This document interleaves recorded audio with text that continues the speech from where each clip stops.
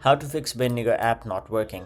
Hey everyone, welcome back to another tutorial video. In today's video, I'll show you how you can fix your Bendigo app not working.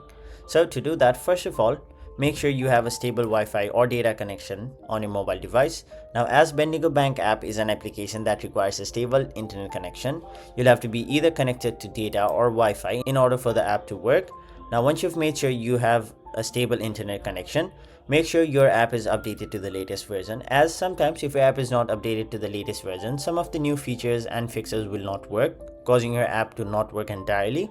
So make sure your app is updated. After that, what you can do is basically try to close the app completely and then relaunch the app. Now, doing this in most of the cases will solve the problem.